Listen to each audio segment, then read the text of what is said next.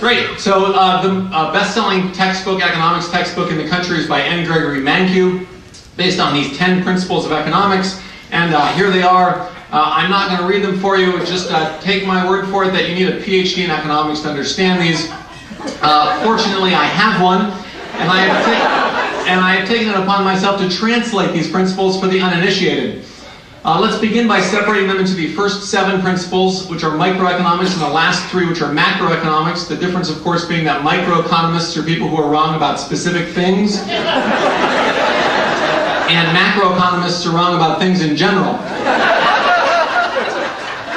The macroeconomic principles all have the exact same translation, namely blah, blah, blah.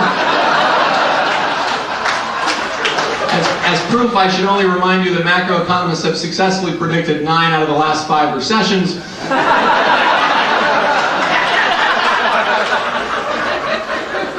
And as further proof, we can now go up 1 font size. As Einstein said, everything should be as simple as possible, if not simpler. Okay, back to microeconomics. The first one, people face trade-offs. Translation, choices are bad. Right, so this is a simple syllogism. Trade-offs are bad. Every time you have a choice, you have a trade-off. Therefore, choices are bad. If you don't understand that, look at principle 2. The cost of something is what you give up to get it. Translation, choices are really bad. Let me just give you a simple example of this. Let's say someone offers you a Snickers bar that you value at $1. Right? So your economic profit in this case is the Snickers bar minus the cost of what you give up to get it, which is nothing. Your economic profit is $1. Now, somebody offers you a choice between a Snickers bar, which you value at $1, and some M&Ms, which you value at 70 cents. Now your economic profit is the $1 minus the 70 cents, only 30 cents. You begin to see why choices are bad. The worst possible situation, in fact, would be someone offering you a choice between a Snickers bar and an identical Snickers bar. Now, people who are not trained in economics might think that that's no different from being offered 1 Snickers bar, but that sort of sloppy thinking will never get you a tenure track position.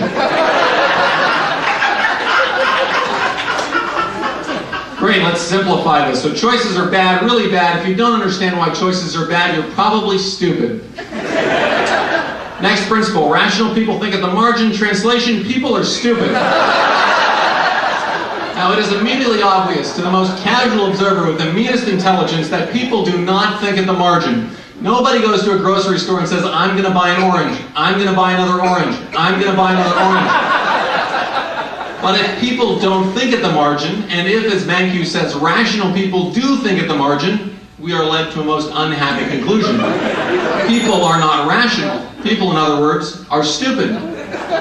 But don't fear for the fate of humanity yet. Take a look at the next principle. People respond to incentives. Now, the dictionary says that incentive is a noun that means something that influences to action, synonym motive. So what Mankiw is saying here is that people are motivated by motives, or that they are influenced to action by things that influence them to action.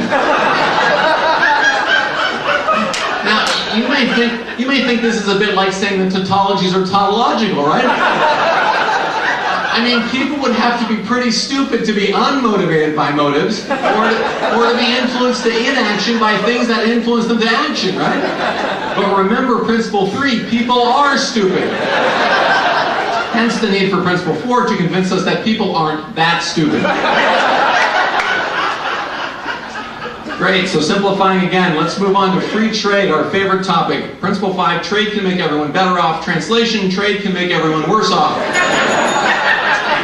I have a proof that will blow your mind of this fact. Here we go. Compare the following 2 statements. One is trade can make everyone better off. The other is trade will make everyone better off. If you had to choose between those, it's no contest, right? Claim number 2 is better. But Mankiw uses claim number 1. And there's only one explanation. Claim number 2 has to be wrong. In other words, trade can make some people worse off, and it's just a hop, skip, and a jump from there to trade can make everyone worse off. Some people apparently didn't like this deconstructive proof or destructive proof. They wanted a constructive proof, so I added this footnote. There are the details. Now notice the final two here, governments are stupid, governments aren't that stupid, follow immediately from principle 5 in its translation. If trade can make everyone better off, what the heck do we need government for? But if trade can make everyone worse off, we better have a government around to stop people from trading. Here are the principles of economics translated, and there is my website, standupeconomist.com. Thank you for your time.